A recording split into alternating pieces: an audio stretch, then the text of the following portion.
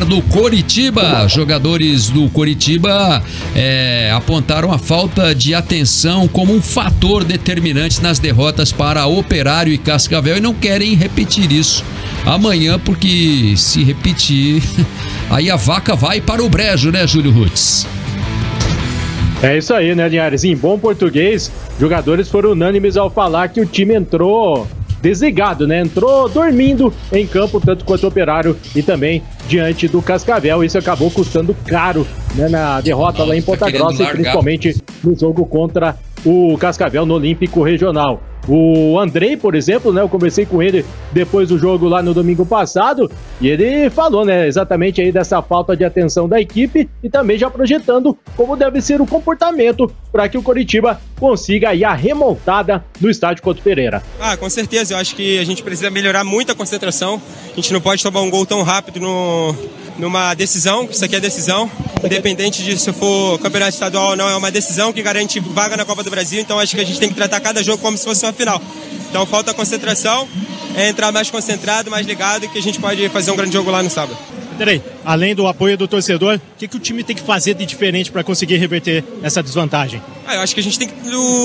O segredo do sucesso é trabalho, é trabalhar, saber ouvir as críticas, saber que não foi bom, que a gente vem de 2 resultados adversos, tomando 3 gols, ouvir o que o treinador tem para falar, escutar mais ele, aprender e de cabeça erguida para o próximo jogo. Acho que não tem nada ganho, não acabou ainda, a gente é muito forte dentro do Couto Pereira, com o apoio da nossa torcida, e acho que se a gente trabalhar bastante durante a semana, focar, a gente pode reverter com tranquilidade dentro do Couto Pereira.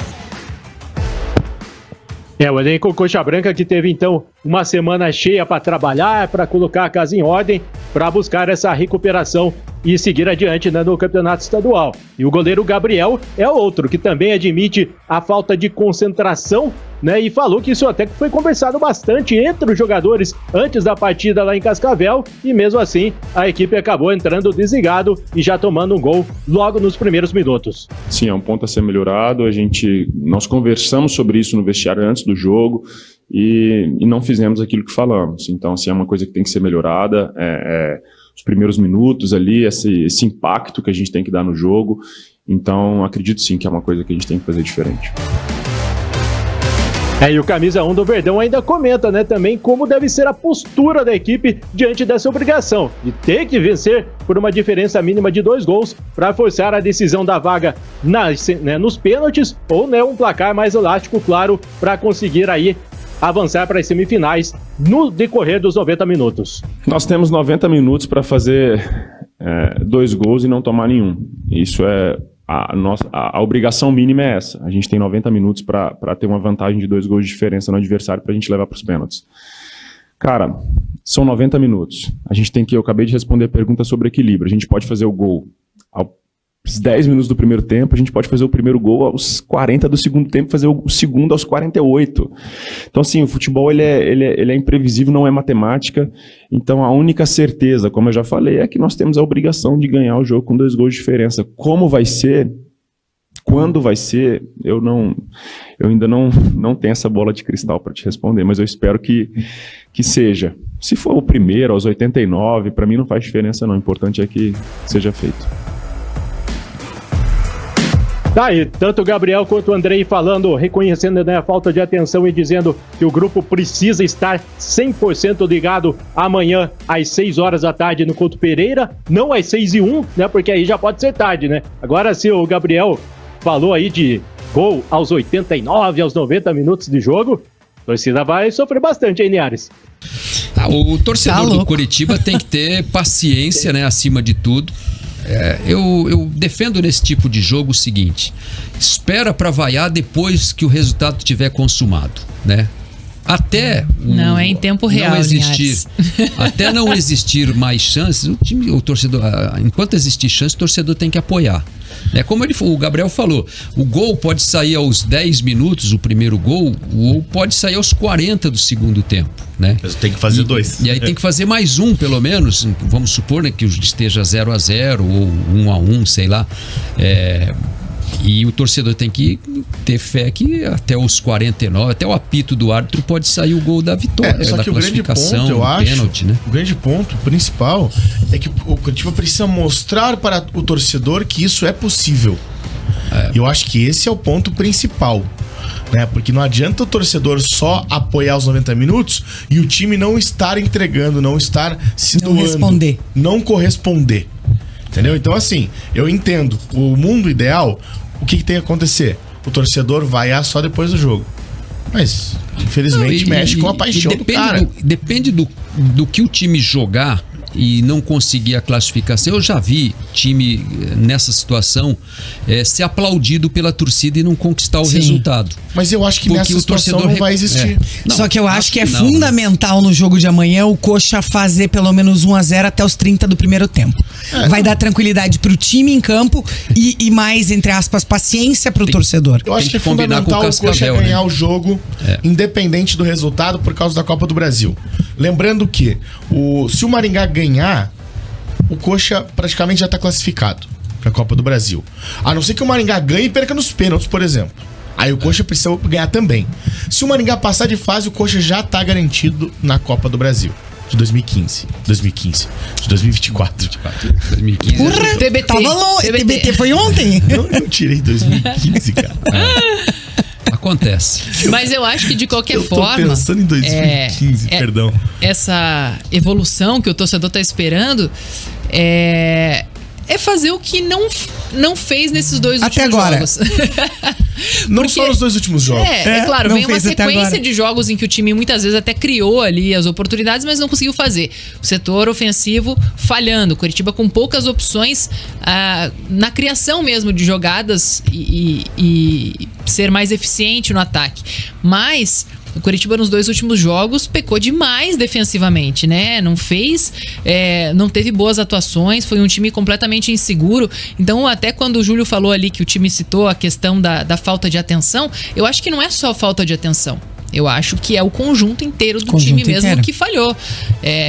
Curitiba, nos dois últimos jogos, além de pecar defensivamente, né, que foi assim, acho que a gota d'água que o torcedor falou, não tá funcionando, é que o time não conseguiu mostrar aquele poder de criação que vinha mostrando antes, na primeira fase do Paranaense. Então é isso que deixa o torcedor ainda mais inseguro. O Antônio Oliveira até citou na entrevista coletiva que os times dele não costumam tomar 3 gols assim, como foram nas duas últimas partidas, que são assim, partidas fora do que normalmente acontece, mas também são times que não conseguem fazer 3 gols.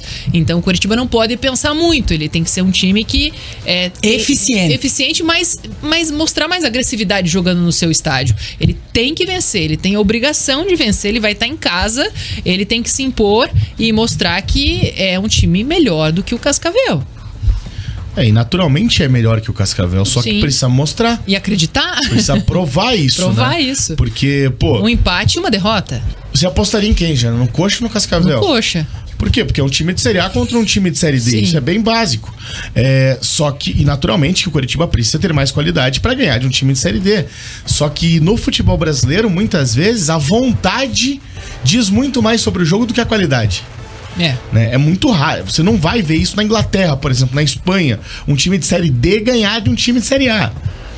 Nem que seja, sei lá, o Girona na Série A, ele não vai perder para um time que está na 4ª divisão espanhola. Um time que, sei lá, não tem tanta expressão numa Série A, por exemplo. Eu tô dizendo porque o Curitiba ele está entrando em Série A hoje para permanecer. O Coxa não está entrando em Série A para brigar por Libertadores, né, gente? Não tô sendo leviano aqui com o Coxa, por favor. Só estou falando a realidade. Preparados para essa conversa, né? Então, por exemplo, o Bournemouth, que entra para se manter na Série A na Premier League, ele não vai perder para um time de 4ª divisão inglesa.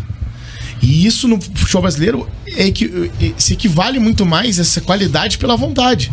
E o Coxa precisa igualar na vontade, porque daí sim vai sobressair na qualidade. Exatamente, porque o Cascavel chegou onde chegou, porque a vontade prevaleceu. Exatamente. Né? Foi um time muito mais competitivo.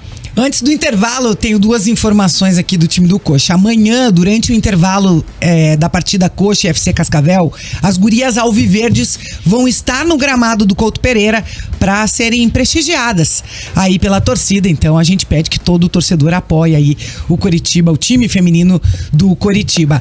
E a outra informação é que hoje é aniversário do glorioso Júnior Urso. O Urso Doido tá completando hoje 34 anos, aniversariante do dia. Sabe que eu até fiquei em dúvida, porque lá no site oficial do Coxa, na ficha técnica do Júnior Urso, tá o aniversário dele como 3/10.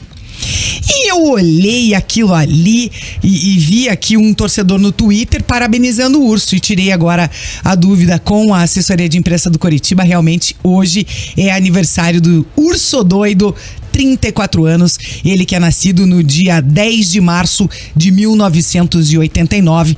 Então, nossos parabéns ao Urso Doido. Importaram o cadastro dele lá dos Estados Unidos, né? Tá bem trocado. Daí o mês vem antes e o dia depois, né? Ao contrário do que é o nosso aqui. Então, 3/10 lá em americano, em inglês, é 3 de março. Como disse o Linhares, acho que nem ele sabia que era aniversário dele hoje. Foi festa surpresa. Diga aí, Júlio.